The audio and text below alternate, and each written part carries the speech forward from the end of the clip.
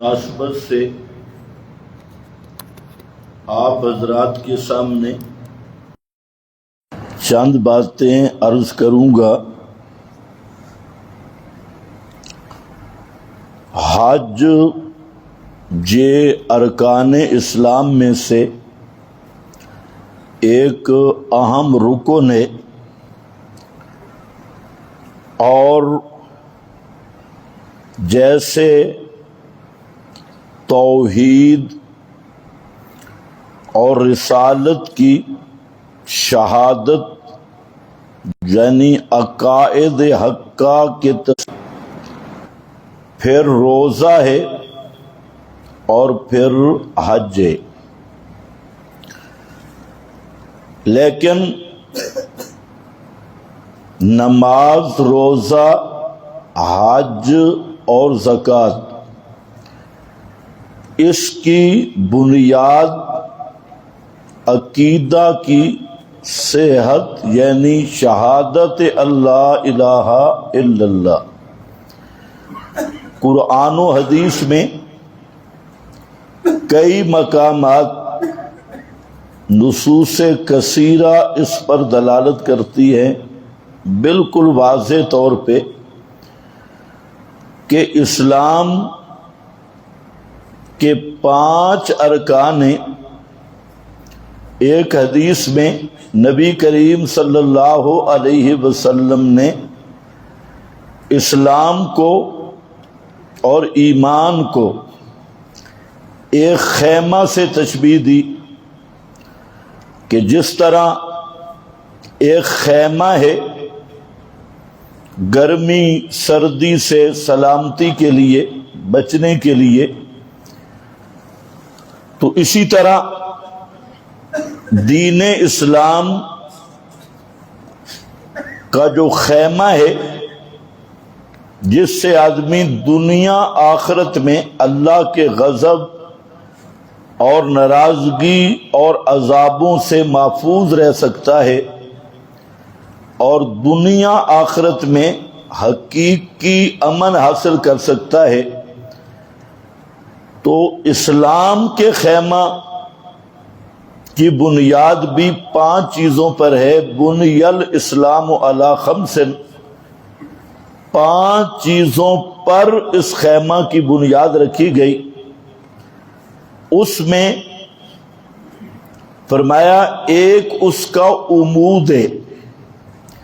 کبھی خیمہ کو آپ دیکھیں تو ایک درمیان کا ستون ہوتا ہے، اس کو عمود کہا جاتا ہے، جس پر پورا خیمہ اس پہ قائم ہوتا ہے اور پھر چاروں طرف اس کی تنابیں ہوتی ہیں جس سے کھینچ کر خیمہ کو پھیلایا جاتا ہے اور باندھا جاتا ہے۔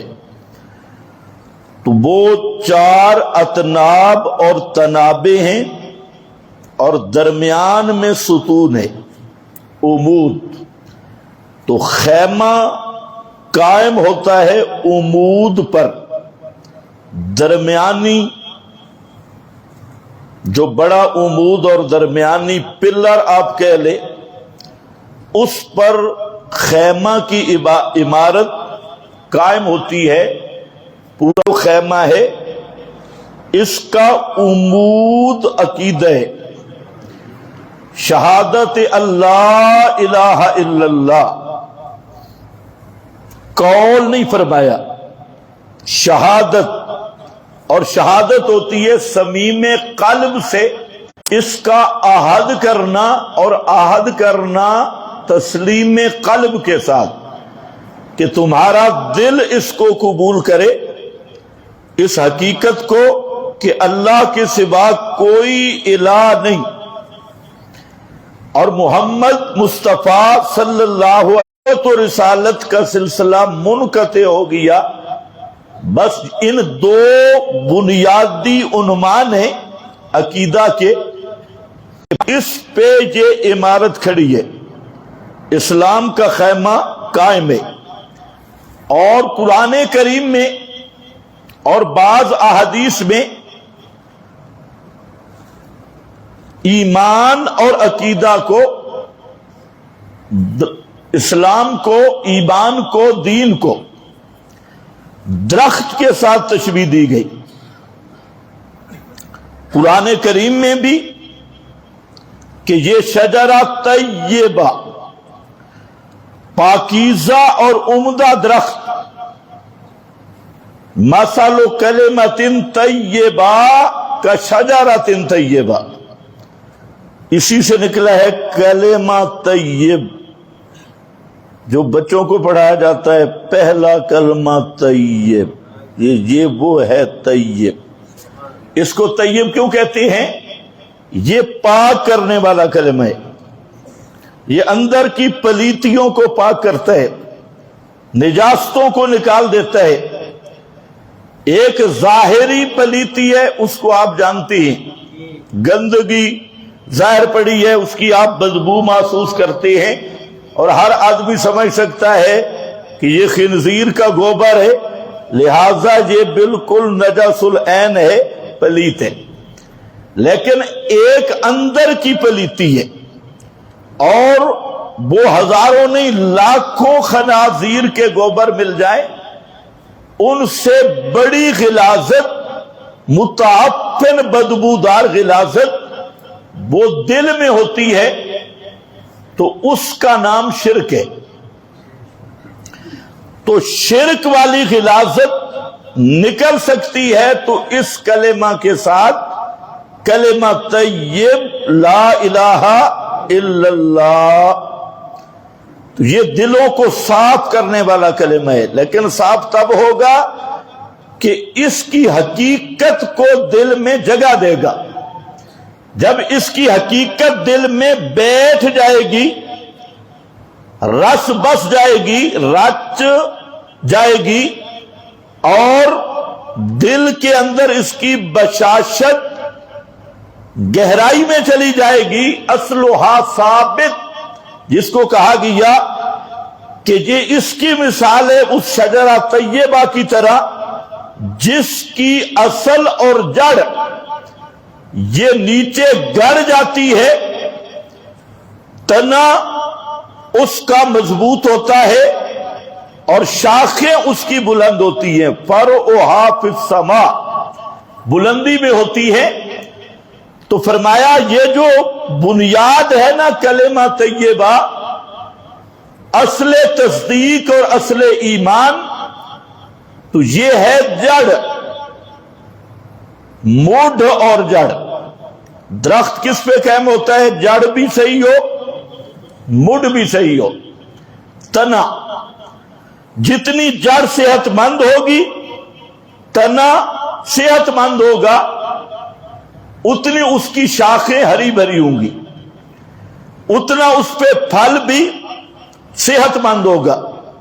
اور جڑوں میں اور تنے میں خرابی آ گئی تو نہ شاخیں ہری ہوں گی، چاہے آپ اس کو جتنی خوراک دیں، نہ پھل توانا ہوگا۔ تو یہ جو توحید ہے، یہ جڑ اور تنا ہے، اس پر درخت قائم ہوگا، اس لیے اس کو شجرہ طیبہ کے ساتھ تشبیہ دی گئی۔ اور پھر یہ جتنا صحت مند ہوگا، اتنا اس کی شاخیں شعب ایمان، ایمان کے شعب اور شاخیں وہ ہری بھری ہوں گی، اور اس پہ پھل تر و تازہ ہوگا۔ تو فرمایا اس کی مثال شجرہ طیبہ۔ تو خیمہ کے ساتھ تشبیہ دی، تو اگر اسلام کو خیمہ سمجھو تشبیہاً، تو عمود عقیدہ ہے، بنیاد عقیدہ ہے، اور اگر اس کی مثال شجرہ طیبہ سے ہو تو جڑ اور تنا عقیدہ ہے، مضبوط چیز، اور نماز، روزہ، حج، زکوٰۃ یہ اسی کا اثر ہے، اور اسی درخت کی زینت ہے، اور اسی کی آرائش ہے۔ اگر صرف تنا ہو، جڑ ہو اور شاخیں نہ ہوں تو اس درخت سے بھی پورا فائدہ نہیں اٹھایا جا سکتا، نہ اس کی زینت نہ اس کی رونق۔ تو درخت کو بار رونق ہوتا ہے شاخوں کے ساتھ، اور پورا فائدہ حاصل کیا جاتا ہے پھل کے ساتھ۔ تو یہ جتنے اعمال ہیں یہ اس عقیدے والے درخت کے پھل ہیں اور اس کی شاخیں ہیں۔ یہ جتنے مضبوط ہوں گے اور جتنے ہرے بھرے ہوں گے اتنا ایمان مزین ہوگا۔ زینہ فی قلوبکم، کہیں ایمان مزین تھا جس کو اللہ نے فرمایا زینہ فی قلوب، کوئی تزیین تھی تو وہاں کچھ لوگ تھے جن کا ایمان کو اللہ نے فرمایا میں نے مزین کر دیا، ان کا عقیدہ بھی کامل تھا، ان کا عمل بھی کامل تھا۔ تو حج یہ ارکان اسلام میں سے بتا میں یہ رہا تھا، یہ رکن ہے۔ لیکن کیا کریں، جدھر بھی جائیں، قرآن میں جائیں، حدیث میں جائیں، آگے توحید ہی نظر آتی ہے۔ کمال ان مولویوں کی ہے۔ اب حج کا موسم شروع ہے، خطیبوں کے بیان سنو تو انٹرنیشنل جھوٹ بول رہے، کوئی کدھر سے جھوٹ بولے گا، کوئی کدھر سے جھوٹ بولے گا۔ اور ان خدا کے بندوں کو اتنی شرم نہیں کہ قرآن اور سنت میں اتنا جو وضاحت موجود ہے، ہم اس سچ کو کیوں نہ بیان کریں۔ کوئی بزرگ رو رو کے کدھر کا جھوٹ بول گیا، بابا مچھر پہ چڑھ کے حج کرنے چلا گئی۔ ایک مولوی صاحب بیان کر رہے تھے، نیت صحیح ہونی چاہیے، مچھر سواری، تو مچھر پہ بابا چڑھ گیا، یہ نہیں مچھر بابے پہ چڑھ گیا یا بابا مچھر پہ چڑھ گیا، بابا چڑیا پہ چڑھ کے حج کر کے آ گیا۔ بابا یہ اتنے جھوٹ، کیا دیوبندی تھے کیا بریلی، جھوٹ بول بول کے دیوبندی پھنڈے رہے۔ اس کا میں 5-6 من کا وزن ہے اس کا، اگر حلال ہوتا تو قربانی پہ زبردست اس کی قیمت ہوتی، لیکن ہے بالکل حرام۔ خطیب ہے اور شکل پلیت کی، کہتے ہیں میں نبی پاک کے روزے پہ گیا اور میں آکھے یا رسول اللہ ان بے وفائیاں چنگیاں نہیں ہوں دیاں، نبی پاک کو بے وفا کہہ رہا ہے خنزیر، اور یہ دیوبندی خنزیر ہے، بریلوی کی بات نہیں۔ تو کہتا ہے روزے سے آواز آئی اور کسی نے میری ویل چیئر کو پھیرا اور میں پھر راز نیاز کی نبی پاک سے گپ شپ لگاتا رہا، کئی دیر تک گپ شپ لگائی وہاں روزے پہ۔ اب ایسے خنازیر ہیں اور کہتے ہیں جی ہم دیوبندی ہیں، ایسا دیوبندی ابو جہل سے بھی بدتر ہے۔ دیوبندی ہے تو جمعیت علماء اسلام میں داخلہ لے لے، دیوبندی ہے، ایک لیبل بن گیا، ہم دیوبندی ہیں۔ دیوبندی ہے تو کیا نحن ابناء اللہ؟ یہودی یہی کہتے تھے ہم انبیاء کی اولاد ہیں، صالحین کی اولاد ہیں، لہذا ہمیں ہر چیز کی اجازت مل گئی۔ تم دیوبندی کہلواؤ اور عقیدہ تم ابو جہل سے بدتر رکھو تو بچ جاؤ گے صرف دیوبندی کہلانے سے۔ قیامت والے دن اللہ پوچھیں گے ہاں بھئی دیوبندی کون ہے، وہ تو جائے نا سیدھا جنت میں۔ واہ واہ، یہ دیوبند تو کل بنے، آج تو نے معیار بنایا، فلانا دیوبندی تے فلانا بریلی تے فلانا اہل حدیث تے فلانا فلانا، یہ تیرے ہاتھ پہ گھڑے ہوئے فرقے۔ اللہ کے ہاں دیوبند کی سند بھی نہیں چلتی، بریلی کی سند بھی نہیں چلتی، اور اہل حدیث کی سند بھی نہیں چلتی۔ اللہ کے ہاں سند چلے گی صحیح عقیدہ اور صحیح عمل کی۔ ہاں، من آمن باللہ، ان الذین آمنوا والذین ہادوا، پہلے بھی لوگ دعوے کر رہے تھے ہم یہودی ہیں جی، ہم نصرانی ہیں جی۔ اللہ نے فرمایا ان القاب سے کچھ نہیں بنے گا، ان الذین آمنوا والذین ہادوا والنصارى والصابئین، فرمایا جو مرضی القاب رکھوا لو، بڑے بڑے نام کے الوارو، آج کے زمانے میں دیوبندی تے بریلی تے فلانا جو مرضی کر لو، اس زمانے میں یہودی تے نصرانی تے مکہ والے مشرک تے فلانا فرمایا کوئی بھی تم القاب رکھوا لو، ان لقب ان ناموں سے نجات نہیں ہوگی، نجات ہوگی من آمن باللہ، جو حقیقتاً ایمان لائے گا، سچا ایمان لائے گا، مخلص ہو کر ایمان لائے گا، اس کی نجات ہوگی۔ وَعَمِلَ صَالِحًا، عمل صالح کرے گا۔ ایمان باللہ یہ بھی عنوان، عقیدہ بھی صحیح ہوگا، عمل بھی صحیح ہوگا۔ دیوبند کو اس نے ساری زندگی دیکھا ہی نہیں اور کسی اور فرقے کو اس نے کبھی سنا ہی نہیں، لیکن عقیدہ کتاب و سنت کے مطابق، عمل محمد مصطفیٰ صلی اللہ علیہ وسلم آپ کے اسوہ حسنہ کے مطابق، تو وہ آدمی ہوگا۔ فرمایا یہ ہیں کہ جن پر کوئی خوف بھی نہیں ہوگا، کوئی غم بھی نہیں ہوگا، بے غم ہو کر جنت میں جائیں گے۔ سنو، حج یہ توحید کی تربیت ہے۔ کیا ہے؟ توحید کی تربیت۔ دو چیزیں ہوتی ہیں جس سے آدمی کمال حاصل کرتا ہے۔ ایک چیز کا نام ہے علم اور دوسری کا نام ہے تربیت۔ علم اور تربیت یہ دو چیزیں حصول کمال کے لیے شرط ہے۔ دنیا کے شعبوں میں بھی یہی دو چیزیں چلتی ہیں۔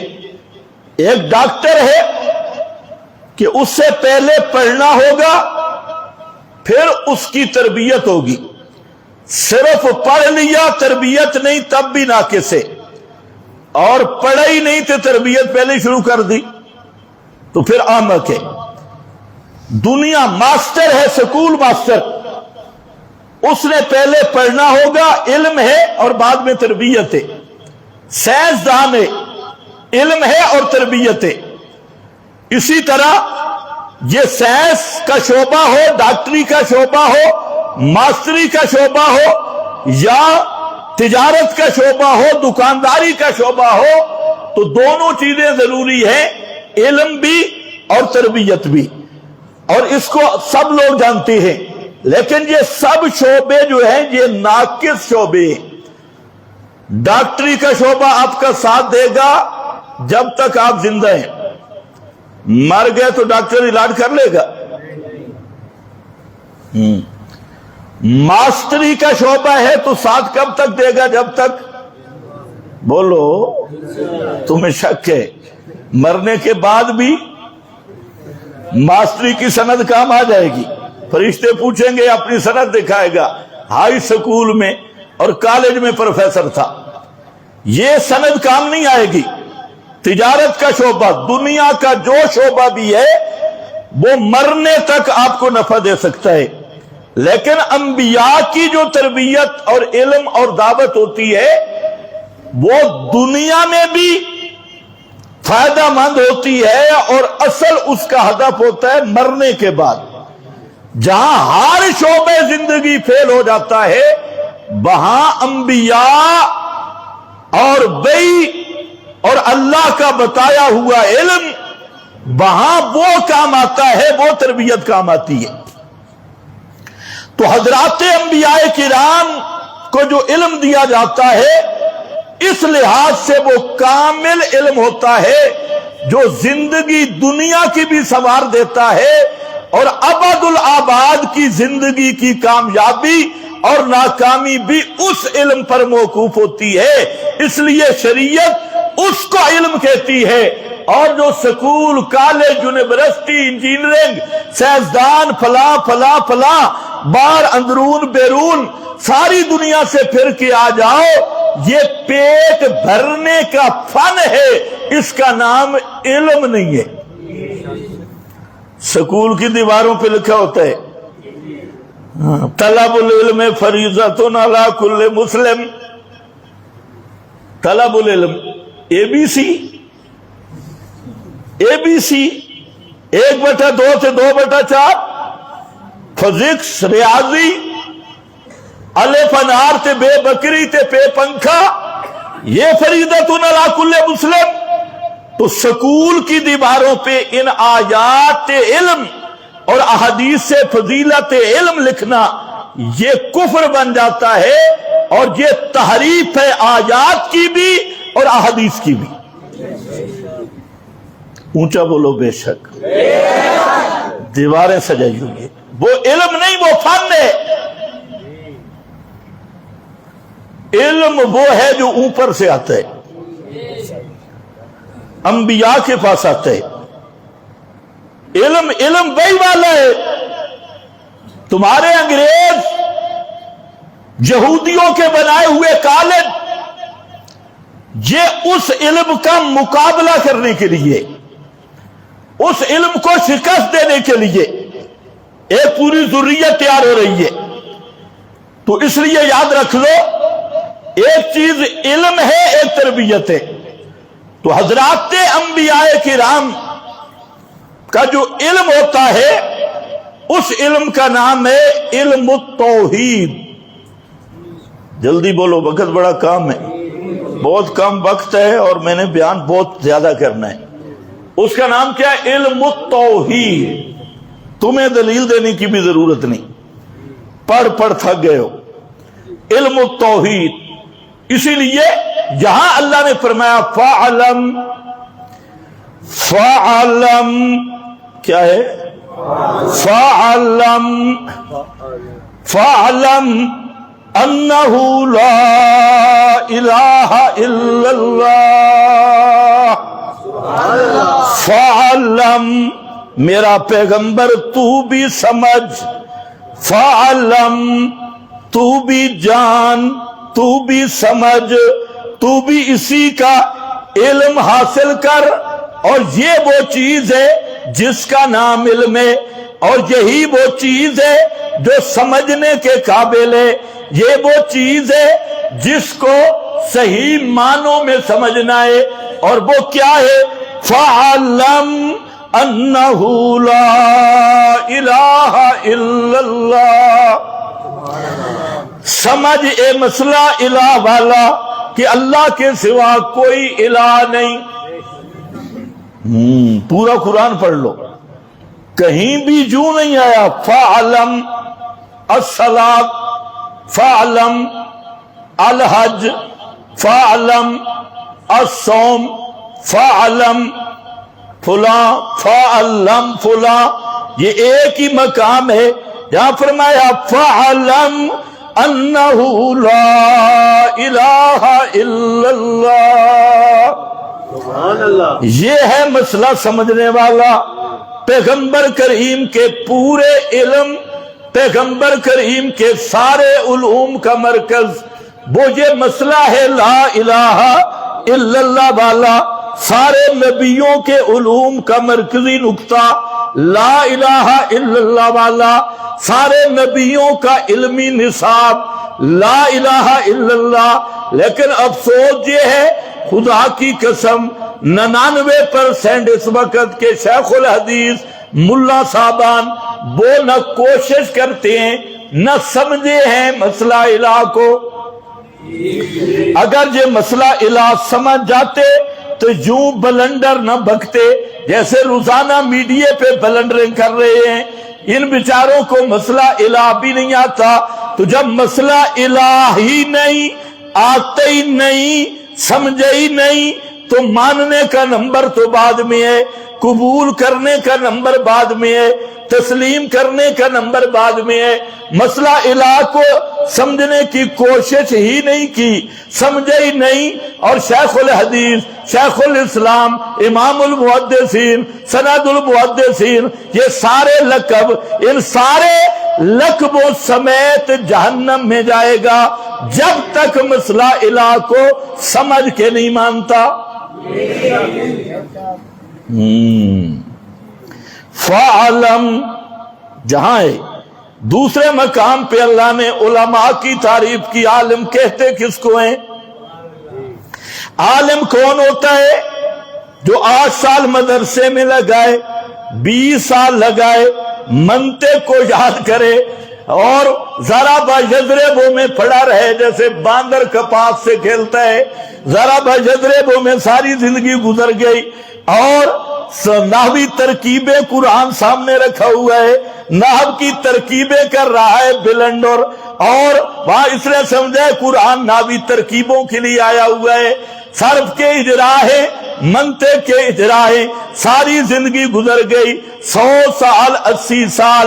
اللہ فرماتے ہیں نہیں، عالم وہ ہے جس کا میں تمہیں ایڈریس بتا رہا ہوں۔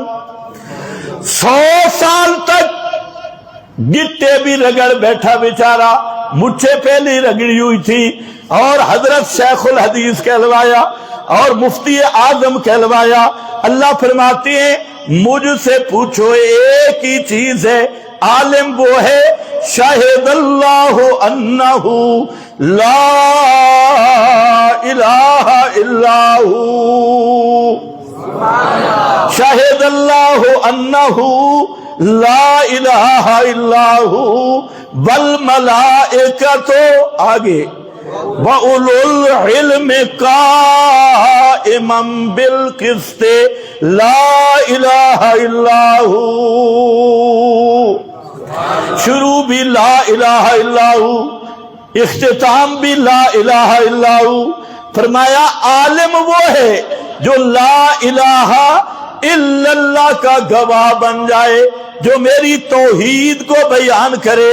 ایک دن بھی مدرسے میں نہیں گیا، ساری جو کسی مدرسے کے محلے سے بھی نہیں گزرا، نہ کوئی شیخ الحدیث ملا، نہ شیخ الاسلام کے آگے بیٹھا، نہ کوئی امام الصرف والنحو کے آگے بیٹھا، نہ قانون چا کامری کو سونگا، نہ ارشاد الصرف کو سونگا، کوئی چیز بھی نہیں، لیکن سمجھ گیا ہے لا الہ الا اللہ، اس کا وفادار بن گیا، اسی کی شہادت دینی شروع کی۔ فرمایا یہ ہے اولو العلم، یہی وہ اہل علم ہے۔ ادھر فَعْلَمْ أَنَّهُ لَا إِلَٰهَ إِلَّا اللَّهِ، ادھر اولو العلم کہ اللہ یہ دوسرے کدھر جائیں گے؟ بڑے بڑے مدرسوں والے، بڑے بڑے پرانے اکابر، بڑے بڑے اکابرین کہلوانے والے، چٹیاں داڑیاں ہیں، ہاتھ میں تسبیحاں، اور بولنے میں 5-5 منٹ کا سپیس رکھنے والے، تھرا تھرا کے بولنے والے، شلواریں بالکل اوپر قریب کرنے والے، یہ کون ہے؟ فرمایا ساری زندگی جو مرضی کرتے رہے، اگر میرے مسئلے کے وفادار نہیں تو کمثل الحمار یحمل اسفارا، اگر اس مسئلے کو سمجھا نہیں یا اس کو بیان نہیں کیا لا الہ الا ہو والا، تو جتنا بڑا ملا ہے سمجھو میرا کھرکا دا کھرکا ہے۔ یہ بے کھرکا سمجھتے ہو کہ نہیں؟ خر بڈھا کھوتا کہنا ذرا بہتر نہیں ہے، کیونکہ کھوتا ذرا کم عمر کو کہتے ہیں، 9 عمر کو۔ یہ ہے الحمار، پکا کھرکا اور خر۔ سختی تو نہیں ہوئی نا تھوڑی سی؟ اور بھائی قرآن ہے، کوئی اور نرم مانا کر لو، کیا کر سو کرو مانا کوئی نرم مجھے بتا دو، مجھے بڑے تشدد ہوگی ہے، نرمی کر لیتے ہیں۔ کیا ہے حمار کا؟ الحمار کا مانا کرو، حمار نہیں، الحمار، غٹ خرک، الحمار اے نرا گدے یحمل اسفارا، کروڑوں کتابوں سے مکتبہ بھرا ہے، فرمایا گدا ہے اوپر اینٹیں لادی ہوئی ہے، ایک ہی جملہ کہا تو علم ہے لا الہ الا اللہ، نبیوں کا علم یہ ہے۔ اور دوسری چیز کیا تھی؟ تربیت۔ دوسری کیا چیز تھی؟ یہ نماز، یہ روزہ، یہ حج، یہ زکوٰۃ، یہ ساری تربیت توحید ہے، علم توحید ہے، احکام سب یہ تربیت توحید ہے۔ اور جس طرح کی تربیت رب کو منظور ہے، اللہ نے وہی تربیت رکھ دی۔ تو حج کس کا نام ہے؟ تربیت توحید، توحید کی تربیت ہے۔ اس لیے دو باتیں ذرا ذہن میں رکھو۔ ایک تو حج کے باب میں ایک شخصیت کا بڑا تذکرہ ملتا ہے قرآن میں، اور وہ ہے حضرت ابراہیم خلیل اللہ۔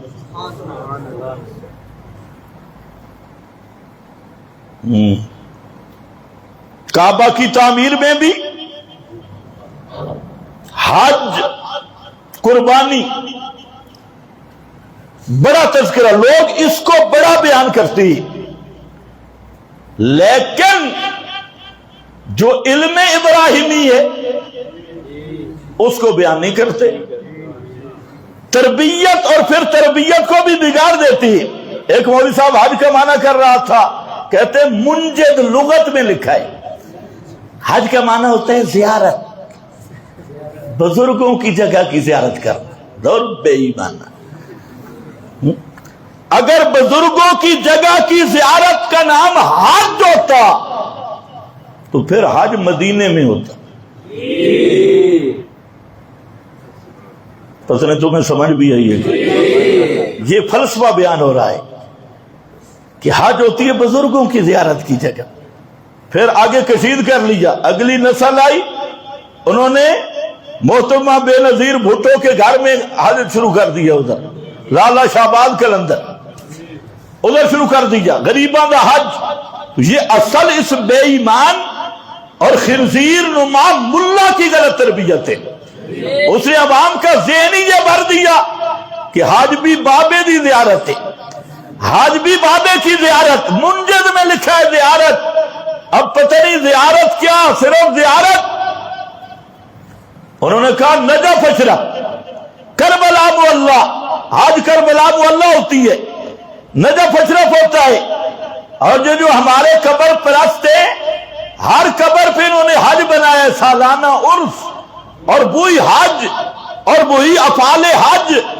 اور یہ آخر ہونا تھا جب مولوی قوم کا اتنا جاہل اور اتنا مشرک اور پلیت ہو کہ وہ عوام کا ذہن بنا رہا ہے حج کا معنی ہوتا ہے اللہ والوں کی جگہ کی زیارت کرنا۔ عوام نے سمجھا پھر اللہ والوں کی جگہ صرف ادھر تو نہیں ہے نا، لاہور میں بھی ہے، بری میں بھی ہے، تو انہوں نے ادھر ہی حج شروع کر دیا۔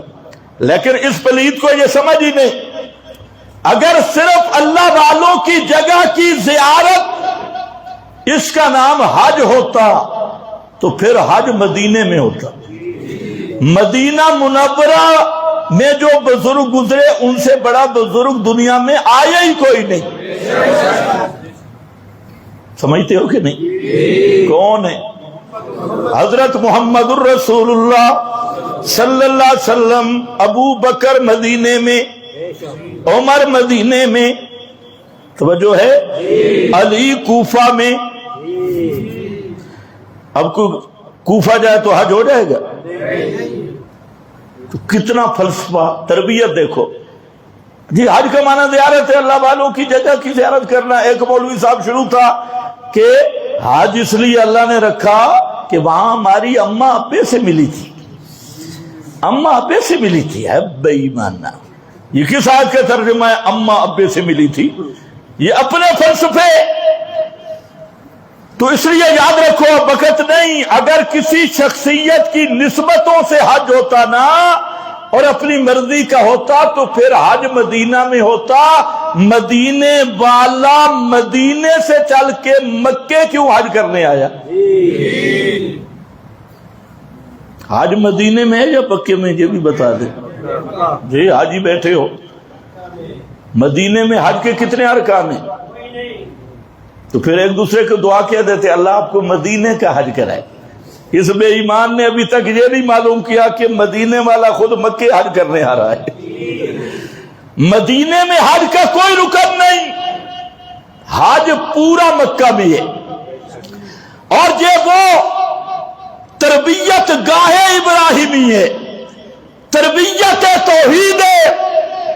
ایک حضرت ابراہیم کا علم جو نبیوں والا علم ہے، اور نبیوں کا علم وہ ہوتا یہی ہے فَعْلَمْ أَنَّهُ لَا إِلَٰهَ إِلَّا اللَّهِ، یہ علوم نبوت ہے، اور اس سے علم پر جو حضرت ابراہیم نے تربیت کی بنیاد رکھی، تو یاد رکھو حج اسی تربیت توحید کا نام ہے۔ حج کس کا نام ہے؟ تربیت توحید کا نام ہے۔ قربانی کس چیز کا نام ہے؟ تربیت توحید کا نام ہے۔ کوئی شخصیات کی نسبت نہیں، یا اللہ کی توحید کی تربیت۔ اس لیے قرآن کریم نے دونوں مضمون بیان کیے۔ ایک، حضرت ابراہیم نے علم کون سا پھیلایا ہے، دوسرا تربیت کیا دی۔ دونوں سمجھ جاؤ گے تو پورا مضمون آ جائے گا۔ علم سے میرا خیال ہے شروع کرتے ہیں۔ دو نکات جو حضرت ابراہیم کے علم کے ہیں وہ آپ کے سامنے رکھتا ہوں۔ میرے سامنے سورہ الانعام ہے۔ ہمیشہ مشرک کیوں بنتا ہے؟ کہ مشرک بنتا ہے، وہ دیکھتا ہے چند چیزوں کا نفع، فائدہ، کرشمہ، تو اس کے ذہن میں آتا ہے بس یہ بھی پکار کے لائق ہے، اس چیز میں نفع ہے یہ بھی پکار کے لائق ہے، اس چیز میں نفع ہے یہ بھی پکار کے لائق ہے۔ اب ہندوؤں کو دیکھ لو، گائے کو پوج رہے ہیں، بیل کو نہیں پوجتے۔ گاؤں ماتا گائے نہ دی ماں تے ڈان پیو گے۔ بیل کی پوجا کیوں نہیں کرتے؟ گائے سے دودھ آ رہا ہے۔ اور دوسرا، گائے کا مود کٹھا کرنا بھی آسان ہے، بیل کا تھوڑا مشکل ہے۔ تو اس لیے کچھ نہ کوئی نفع ان کو مل رہا ہے۔ اور بھی ہزاروں معبود، کروڑوں معبود بنائے۔ تو حضرت ابراہیم جس زمانے میں ہوش سنبھالا، آپ کو نبوت عطا ہوئی، تو دو قسم کے لوگوں سے واسطہ پڑا۔ ایک وہ لوگ جو ستارہ پرستی میں مبتلا تھے، انہوں نے دیکھا ستاروں سے فائدہ ملتا ہے، چاند سے فائدہ، سورج سے فائدہ، ان کے ساتھ بعض فوائد ہیں۔ آج بھی ستارہ پرستی ہو رہی ہے، کلمہ پڑھ کے بھی یہ جتنے نجومی ہیں اور جتنے تمہیں ستاروں کی تاثیر پر اور پھر تعبیر لکھنے والے ہیں، اور انہوں نے ہندسے بنائے ہیں۔ عطارد کے لیے الگ ہندسہ، زہرہ کے لیے الگ ہندسہ، مریخ کے لیے الگ ہندسہ۔ علم العادات یونانی کافروں کا علم العادات، تم بھی لکھتے ہو بسم اللہ کی جگہ 786۔ یہ تمہیں کس نے بتایا؟ 786 یہ انہی کافروں کی وہ علم ہے، علم العادات، حروف کے عدد نکال کے۔ اب وقت نہیں آپ کو میں عدد بتا دوں، اور اس لیے بھی نہیں بتاتا کہ آپ تعویذ لکھ لینا شروع کر دیں۔ تو یہ سارے خانے بنا کے 1 2 3 4 تعویذی پارٹی، اور ماشاءاللہ اب کئی ایسے بے ایمان ہیں کہ وہ کہلواتے ہیں جمعیت اشاعت التوحید و سنت، اور خانے بھر بھر کے تعویذ لکھتے ہیں، اور علم عادات اور مبہم خانے۔ اور ہوتا کیا ہے؟ یہ وہی تاثیر نجوم، عطارد، زہرہ، مریخ، مشتری، جو بڑے بڑے ستارے کواکب، ان کی یہ پوجا کرتے ہیں، اور پھر ان کے نام کی نظر نیاز کئی صورتوں میں ہوتی ہے۔ تو اسی ٹیپ کی قوم حضرت ابراہیم کی بھی ستارہ پرستی۔ آپ سمجھ گئے کہ نہیں؟ ہاں، اب ذرا عجیب آہستہ ہو گئی ہے، ہونا بھی چاہیے۔ ہاں بھائی، تو یہ اسی طرح کے تعویذ فروش تھے، ستارہ پرست۔ حضرت ابراہیم آئے، قوم کے سامنے مسئلہ الہ بیان کیا. جہاں پر مسئلہ الہ ذرا دیکھ رہے انداز ان کا، علم ابراہیمی شروع ہوا اور فرمایا اللہ تعالیٰ نے حضرت ابراہیم کی تعریف کی. فرمایا کذالک نوری ابراہیم ملکوت السماوات والارض، ہم نے ابراہیم کو آسمان و زمین کے دلائل قدرت سمجھا دیے، ادلہ تکوینیہ سمجھا دی. نوری ابراہیم، حضرت ابراہیم کو ہم نے یہ سمجھ دی کہ ان دلائل فطرت، کتاب فطرت سے میری توحید پہ استدلال کیسے کر رہے، سورج چاند ستاروں سے میری توحید کو کیسے ثابت کرنا ہے، اس کائنات کے نظام تکوینی سے میری توحید پہ استدلال کیسے کرنا ہے. نوری، ہم نے سکھا دیا حضرت ابراہیم کو ملکوت السماوات والارض. جہاں ایک ملا جھوٹ بولتی ہیں کہ حضرت ابراہیم کو حکم ہوا چٹان پہ کھڑے ہو، حضرت ابراہیم چٹان پہ کھڑے ہو گئے اور ساری کائنات کو دیکھا.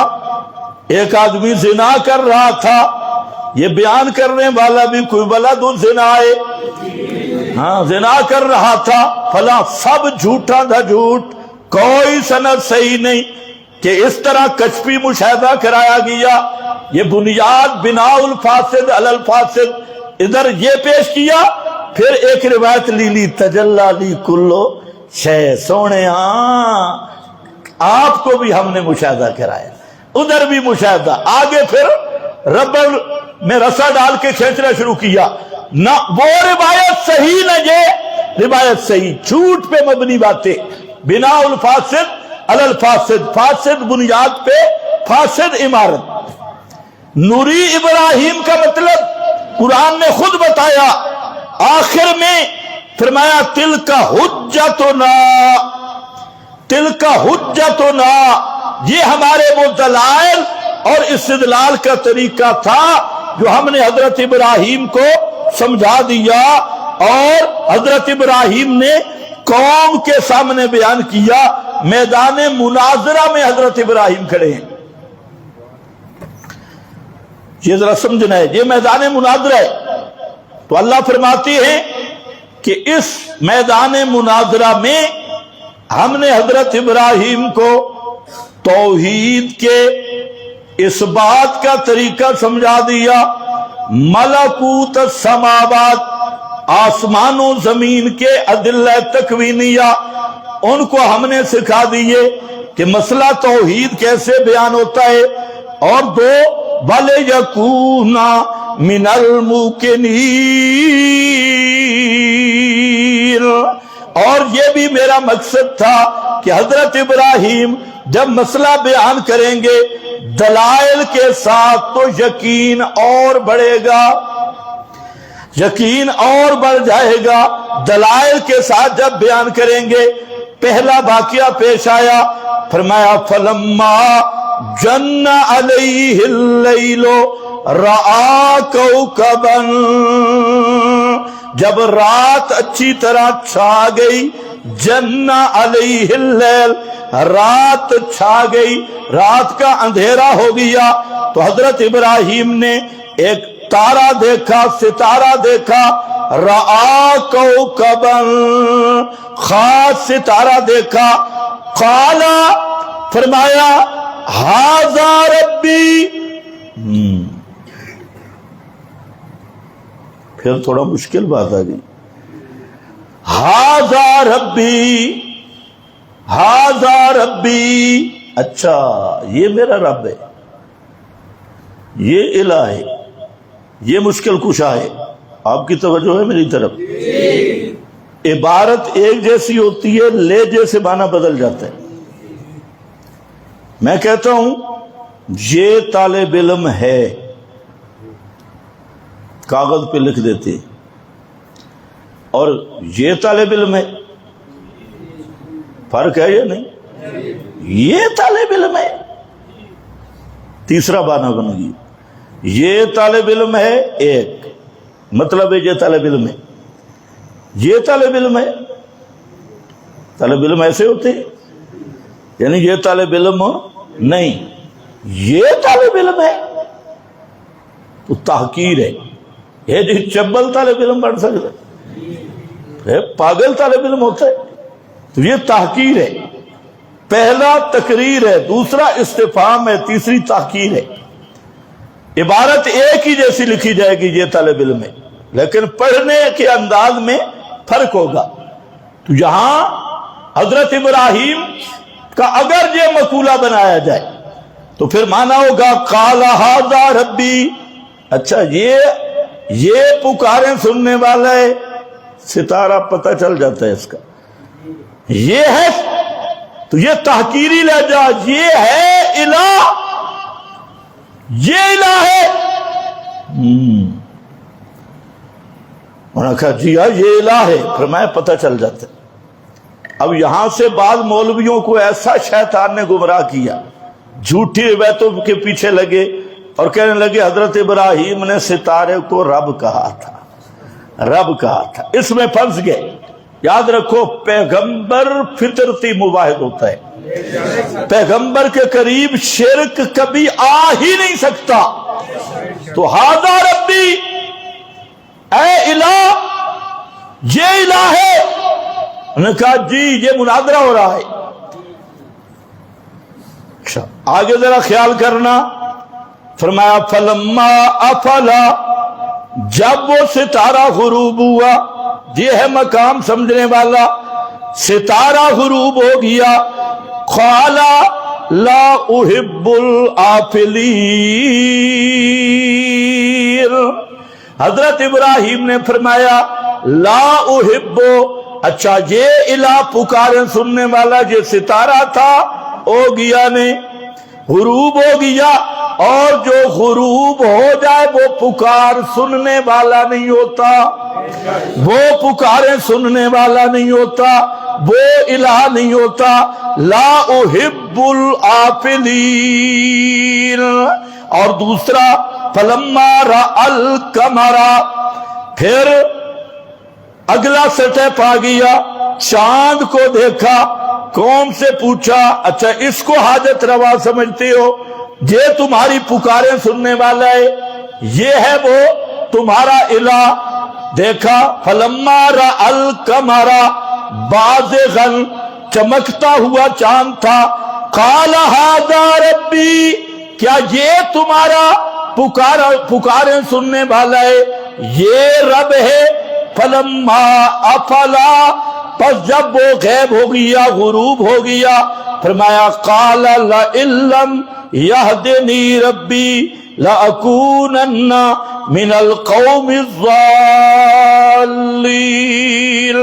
اگر اللہ مجھے ہدایت پہ نہ رکھتا، مجھے توحید کا علم نہ دیتا، تو آج میں بھی گمراہوں سے ہوتا جیسے تم پکے بے ایمان ہو، الضالین، میں بھی گمراہوں سے ہو جاتا۔ فلما رأى الشمس، تیسرا سٹیپ، جب سورج کو دیکھا، قوم کو کہا اچھا یہ ہے رب میرا۔ رأى الشمس قال ھذا ربی، کیا یہ میرا مشکل کشا حاجت روائے، ھذا اکبر، ہاں یہ کچھ بڑا ہی لگ رہا ہے، یہ بڑے والا بابا ہے، یہ پکاریں سننے والا ہے، اور یہ حاجت روا مشکل کشا ہے۔ فلما افلت قال یا قوم، جب وہ بھی غروب ہو گیا تو فرمایا اے میری قوم، انی بریء مما تشرکون، میں بالکل واضح برات کا اعلان کرتا ہوں ان چیزوں سے جن کو تم اللہ کا شریک بناتے ہو۔ ایک تو یہ توجیہ تھی اس مقام کی کہ جہاں ھذا ربی میدان مناظرہ میں تحقیر کے لیے، تذلیل کے لیے ہے، ارخائے عنان کہو، تذلیل کہو، تحقیر کہو، لیکن اسی مناظرہ کے میدان میں اس آیت کے ایک دوسرا معنی بنتا ہے، وہ بھی ذرا خیال کرنا یہاں پر پیچھے تذکرہ آ رہا ہے آذر کا، تو یہاں کالا کے فاعل بدلیں گے. جہاں پر فرمایا فلما جن علیہ اللیل رآ کوکبا قال ھذا ربی، ھذا ربی کا کالا کا فاعل آذر ہے. جب ستارہ ظاہر ہوا تو آذر نے کہا ھذا ربی، فلما افلا، جب وہ غروب ہو گیا قال ابراہیم لا احب الآفلین، حضرت ابراہیم نے فرمایا میں نہیں پسند کرتا آفلین کو. پھر چاند دیکھا قال ھذا ربی، قال آذر ھذا ربی، آذر نے کہا یہ میرا رب ہے، میرا مشکل کشا ہے. اور حضرت ابراہیم نے اس پہ رد کیا فلما افلا قال ابراہیم، جب وہ بھی غروب ہو گیا حضرت ابراہیم نے فرما دیا کہ لئن لم یہدنی ربی، پھر فلما رأى الشمس بازغۃ، اور جب سورج کو دیکھا چمکتے ہوئے قال آذر، آذر نے کہا ھذا ربی، یہ میرا رب ہے. ھذا اکبر ہو، فلما افلت، جب سورج بھی غروب ہو گیا قال ابراہیم، حضرت ابراہیم نے فرمایا یا قوم انی بریء، یہ بھی ایک معنی ہے. اور اس میں قال ھذا ربی کا فاعل آذر، مناظرہ ہو رہا ہے، اور جواب دینے والا کالا حضرت ابراہیم. یا یہ دوسری توجیہ، الغرض مطلب یہ ہے حضرت ابراہیم نے یہاں سے استدلال کس پہ کیا، بنیاد سمجھو.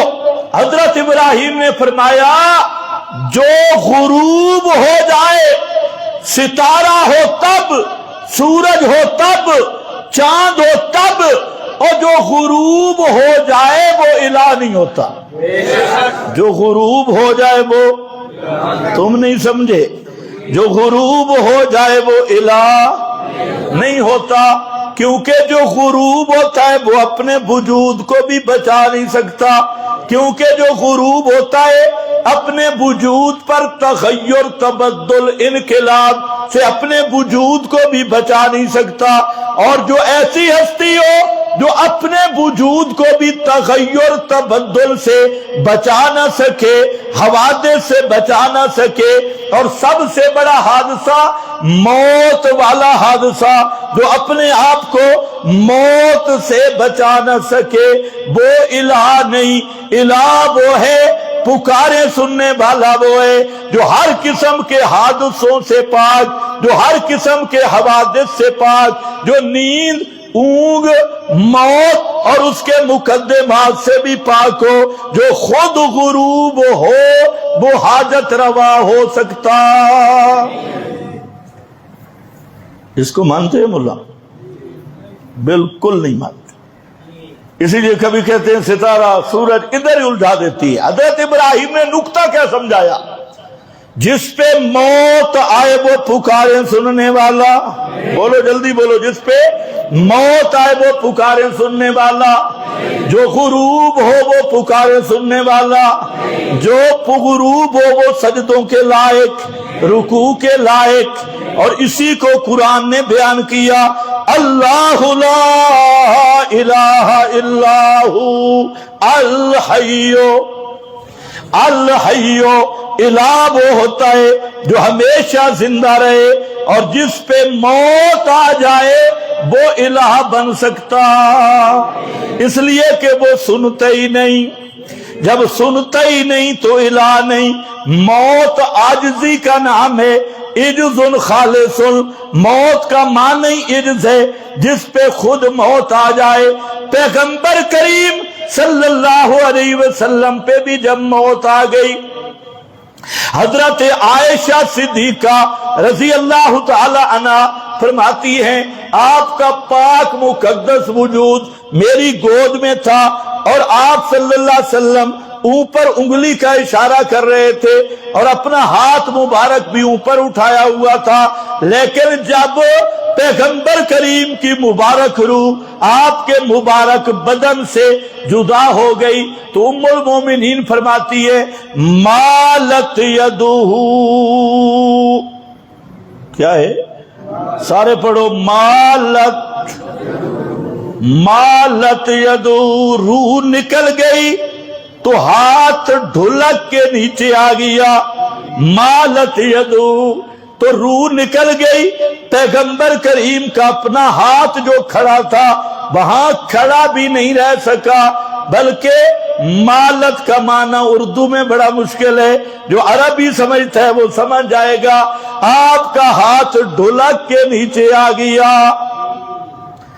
پیغمبر کریم کی بھی روح مبارک نکل جائے تو ہاتھ کھڑا برقرار بھی رکھ سکتے؟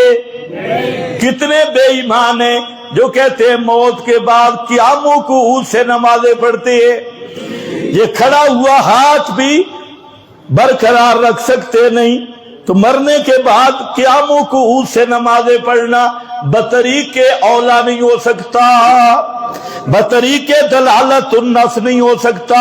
تو جس پہ موت آ جائے وہ حاجت روا نہیں، مشکل کشا نہیں۔ کیوں؟ حضرت ابراہیم نے مسئلہ سمجھا دیا۔ مسئلہ الہ کی بنیاد مسئلہ حیات ہے۔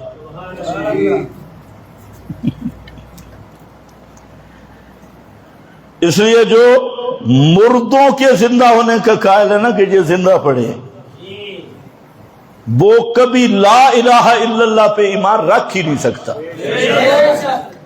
اور دوسری بنیاد ابراہیمی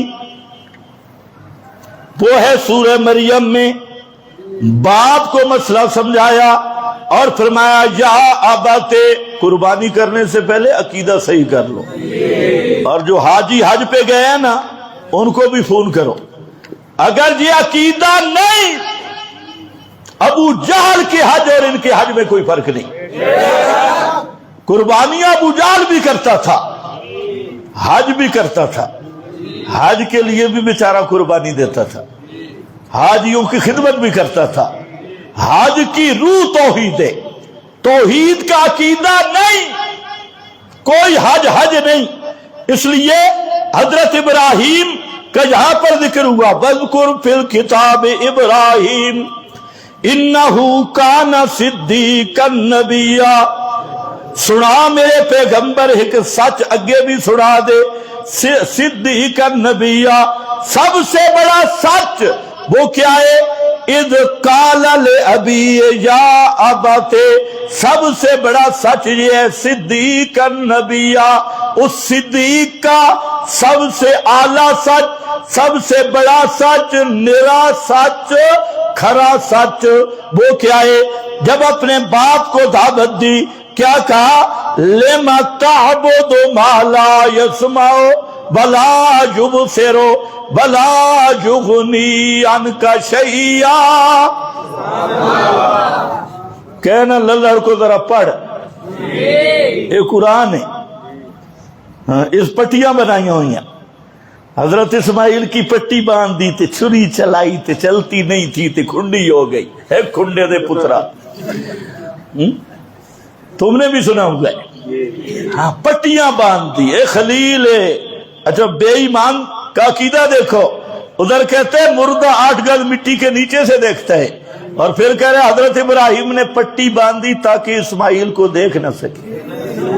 ہے تناقض فی العقیدہ، یہ ہوتا ہے مشرک کا عقیدہ۔ ادھر 8 گز مٹی دے وچوں مردہ دیکھتا نے، مردہ دیکھتا ہے، اور ادھر کیا کہتے ہیں؟ حضرت ابراہیم نے پٹی باندھی۔ میں نے کہا کیوں ملا جی؟ کہتے تاکہ اسماعیل نظر نہ آئے، زندہ نبی کی آنکھوں پہ بھی کپڑے کی پٹی آ جائے تو آگے پڑا ہوا اپنا بیٹا بھی نظر۔ تو جو کہتے ہیں مردہ 8 گز مٹی سے دیکھتا ہے، اس کے ساتھ کا انٹرنیشنل شیطان دنیا میں نہیں ملے گا۔ لیکن پٹی والا کوڑے اتھے پٹیاں دی لوڑ ہی کوئی نہیں، چھری کھنڈی ہو گئی، چل نہیں رہی تھی، چلائی کہاں؟ چلا وہاں تو اللہ نے فرمایا تَلَّهُ لِلْجَبِينِ فَلَمَّا أَسْلَمَا تلہ للجبین، حضرت اسماعیل کو جب لٹا دیا ذبح کرنے کے لیے پہلو کے بل، اوپر سے آواز آئی صدقت الرؤیا، خواب تیرا سچا ہو گیا، صدقت الرؤیا، بس یہی امتحان تھا، کوئی پٹیاں شٹیاں نہیں۔ چٹو پٹیوں کے اگلے جمعے پہ بات کریں گے۔ یہاں پر حضرت ابراہیم باپ کو مسئلہ سمجھاتے ہیں، کہاں سے شروع کیا ہے؟ پڑھو پڑھو پڑھو، تمہیں تو آنی چاہیے، دوسروں کو سنا رہا ہوں، تمہیں نہیں سنا رہا۔ ما لا یسمع، یہ مطلق سماع کی نفی ہے۔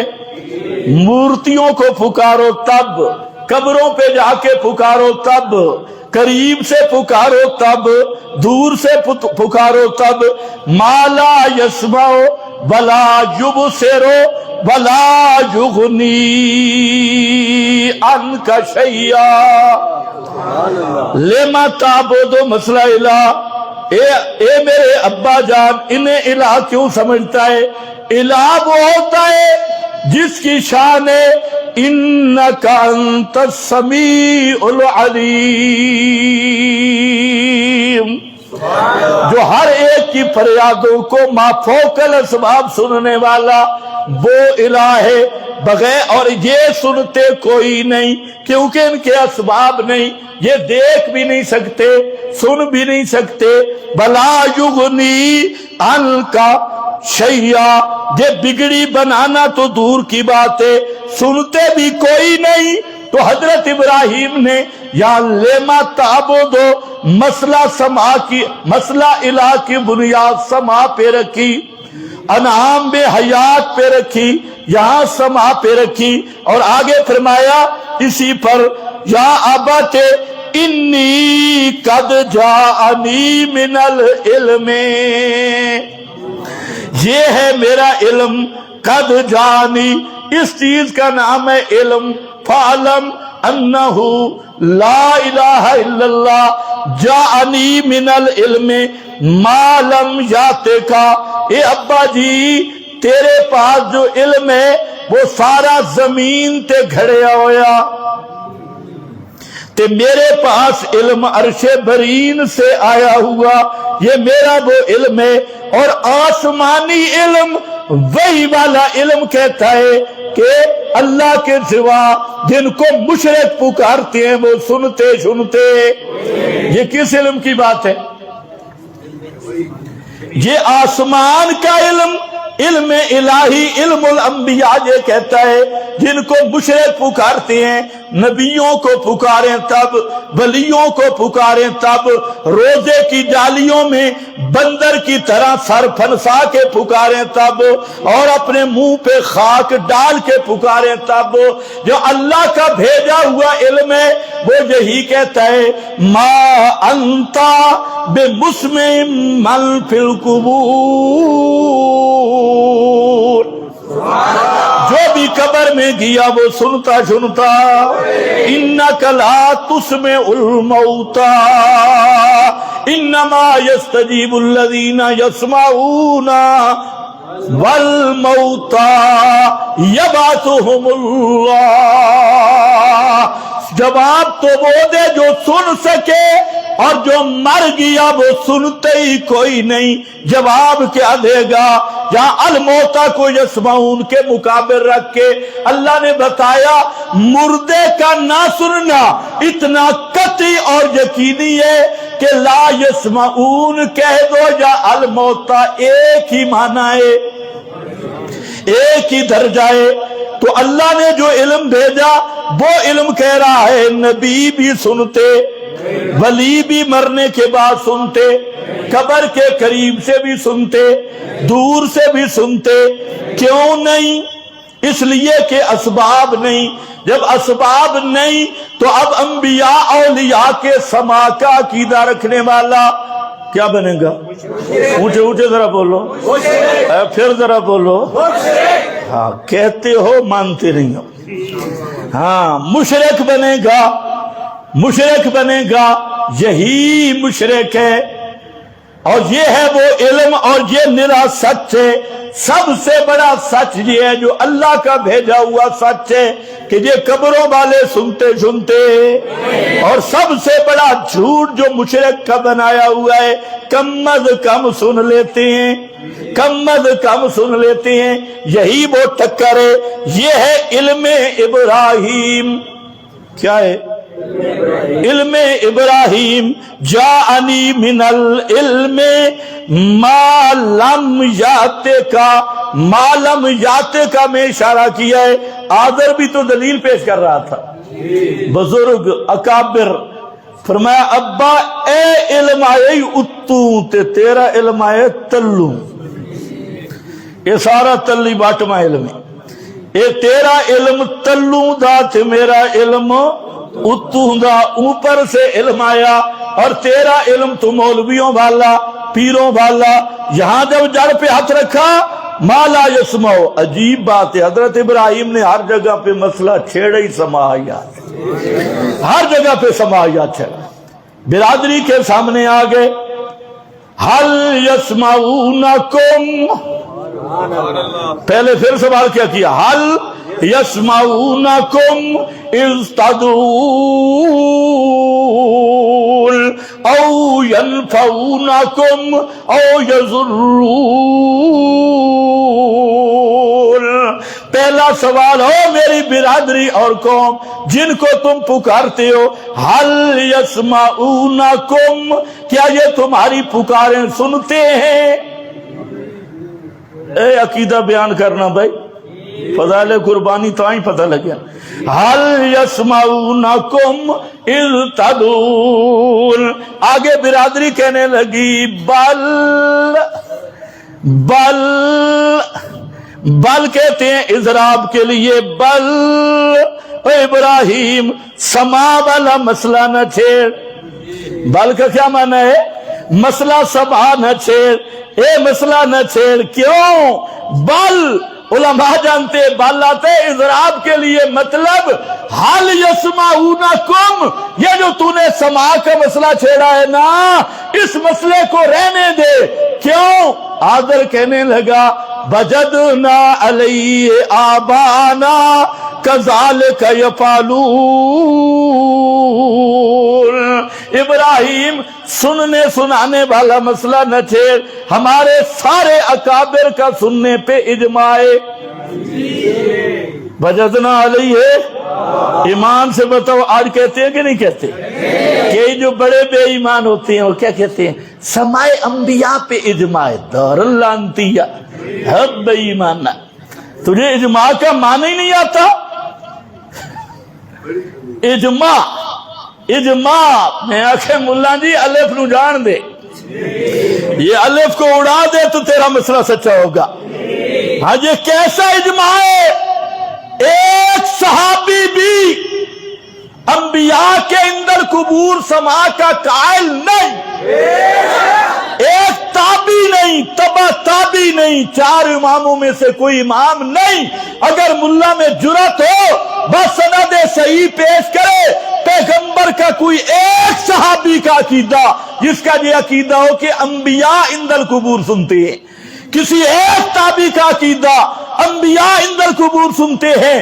چار اماموں میں سے کسی ایک امام کا عقیدہ انبیاء اندر قبور سنتے ہیں, جو نہ صحابہ کو معلوم, نہ تابعین کو معلوم, نہ تبع تابعین کو معلوم, نہ چار اماموں کو معلوم. تو اجماع کھوتا ریڑیا لگا ہوئے, اجماع ہو گئی ہے. انہوں نے سمجھا یہ اجماع کراچی کے مولویوں کا اجماع ہو گیا ہے, پشاور کے مولویوں کا اجماع ہو گیا ہے. یہ جو تمہارا بنایا ہوا پاکستانی اجماع ہے نا, اس کی حیثیت گدھے کی لات کے برابر بھی نہیں ہے. میرے پاس نبیوں کا اجماع ہے. قالوا لا علم لنا انک انت علام الغیوب.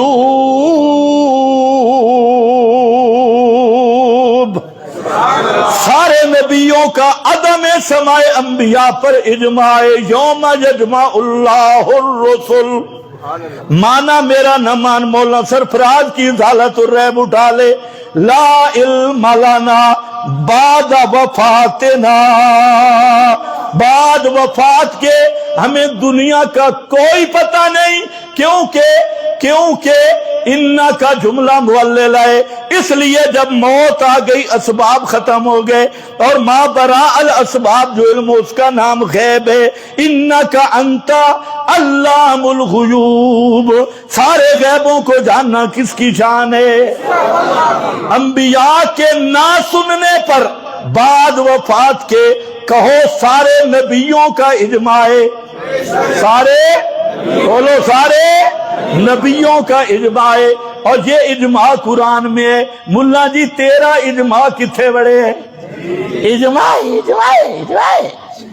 ہے بلی دے بچیا۔ توجہ کر، قربانی کر سو، بس ختم ہو گئی تقریر، ہم تھوڑا مشورہ کر لگی۔ پہلی بات یہ ہے اگر یہ عقیدہ ہے تو قربانی کرو،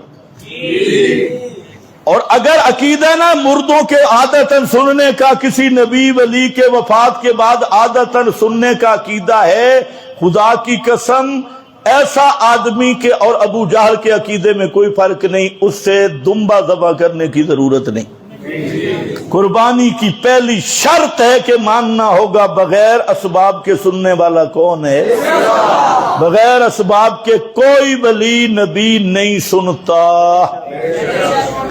جو اس مسئلے کو فروعی کہے اس کے ساتھ بھی قربانی نہیں،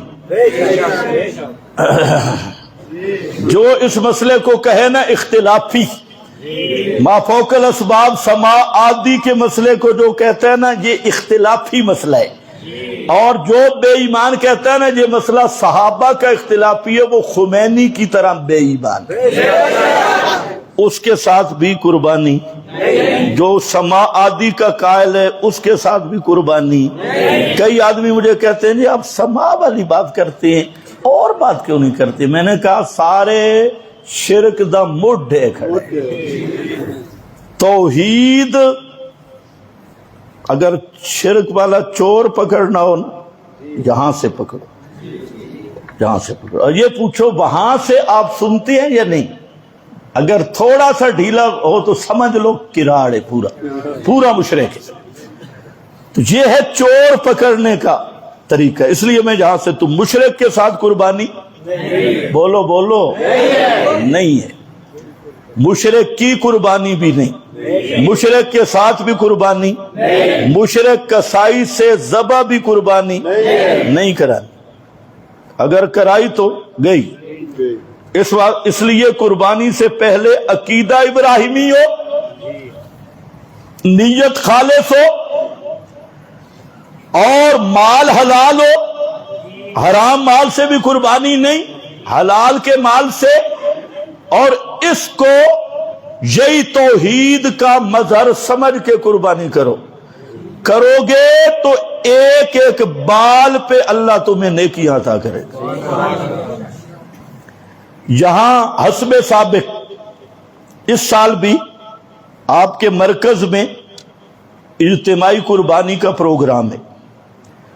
آپ میں جو مواحد ساتھی ہیں بعد میں پریشان نہ ہونا، اور ہم توحید کا امتحان مسئلہ سماج سے شروع کرتے ہیں، یہ بھی آپ کو پتہ ہونا چاہیے۔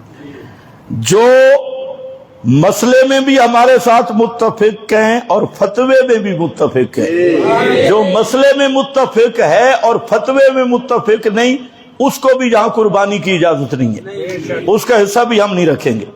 صاف بات ہے، جو مسئلے میں بھی متفق ہے اور فتوے میں بھی بولو متفق ہے، تو وہ جمعے کی نماز کے بعد دفتر میں اپنا نام لکھوا دے قربانی کے لیے، اور آج لکھوا دے، 3-4 دن کے اندر وہ رابطہ کر لے تاکہ ہم اگلا نظام مکمل کر لیں۔ بعد میں پھر ساتھی رابطہ کرتے ہیں تو پھر ہمارے پاس بھی نہ وقت ہوتا ہے نہ گنجائش ہوتی ہے۔ ہم یہاں پر صرف مواحدین کے لیے پروگرام رکھتے ہیں، کوئی مشرک یا وکیل مشرک وہ یہاں شریک بالکل نہ ہو، جو مشرکوں کی تعزیتیں کرتا ہے، جو مشرکوں کے جنازوں میں شریک ہوتا ہے، جو مشرکوں کے مذہبی رسومات میں شریک ہوتا ہے، وہ بھی مہربانی کر کے یہاں اس قربانی میں شریک نہ ہو۔ اس قربانی میں صرف وہ شریک ہو جو پکا مخلص توحید و سنت کا خادم ہے اور عقیدہ توحید والا رکھتا ہے. نہ مشرک کو جہاں اجازت ہے نہ مشرک کے بھائی وال کو. اور ایک بات میں آپ کو بتا دوں، یہ جو اجتماعی قربانیاں ہو رہی ہیں، ٹائم بہت اوپر ہو گیا، اجتماعی قربانیاں ہو رہی ہیں، اس میں آپ بھی دھوکے میں مبتلا ہے. ہمارے مدارس میں اجتماعی قربانیاں ہو رہی ہے، وہاں پر کوئی تمیز نہیں کہ حصہ دینے والا کون ہے. وہاں پر صرف کوئی حصہ دے، کوئی ہندو ہے، سکھ ہے، مشرک ہے، للوڑ ہے. للوڑ کو تو خیر سمجھتے ہی کچھ نہیں ہے. اور کوئی قبر پرست جو ان کا مقصد ہے کہ سب سے زیادہ قربانی ہمارے مرکز میں ہو، ڈنگر زیادہ ہوں، گوشت زیادہ ملے، چمڑے زیادہ ملے، کھالے زیادہ ملے. اللہ کے فضل سے اللہ نے اپنی رحمت سے آپ کے اس مرکز کو ان چیزوں سے پاک رکھا ہوا ہے. ہمیں نہ ایسے گوشت کی ضرورت ہے، نہ ایسے چمڑوں کی ضرورت ہے، نہ ایسی کھالوں کی ضرورت ہے جس میں مشرک یا مشرک نما یا نیم مباحد جو ادھر نہ ادھر منافقین ایسے آدمیوں کے نہ ان کا اپنا ذاتی چمڑا بھی اتار کے دے تو ہمیں اس کی بھی ضرورت نہیں. ڈنگر کا چمڑا تو دور کی بات. تو اس لیے آپ جو اجتماعی قربانیاں کر رہے ہیں، سب کو میرا پیغام ہے جو میرے سامنے آپ کو جہاں تک میری آواز جائے وہاں تک میں پہنچانا چاہتا ہوں کہ یہ جو مراکز ہیں صرف اس لیے نہ رہو کہ یہ توحید و سنت کا نام لینے والے ہیں. یہ مراکز میں جتنی قربانیاں ہوتی ہیں 99% تمہارا پیسہ ضائع ہوتا ہے. اور وجہ یہ ہے کہ وہاں پر یہ خیال ہی نہیں رکھتے کہ سر ڈالنے والا مواحد ہے یا مشرک ہے یا کیا عقیدہ ہے. تو اگر 7 پتیوں میں ایک بھی آذری آ گیا، ایک بھی آذری عقیدے والا آیات ابراہیمی عقیدے والا نہ ہوا یا آذر کا دفاع کرنے والا ہوا تو قربانی 7 کی نہیں ہوگی. کیونکہ قربانی گوشت کا نام نہیں، قربانی نام ہے اراقۃ الدم کا. اراقۃ الدم میں تجزی نہیں ہوتی، وہ ایک ہی چیز ہے. وآخر دعوانا الحمد للہ.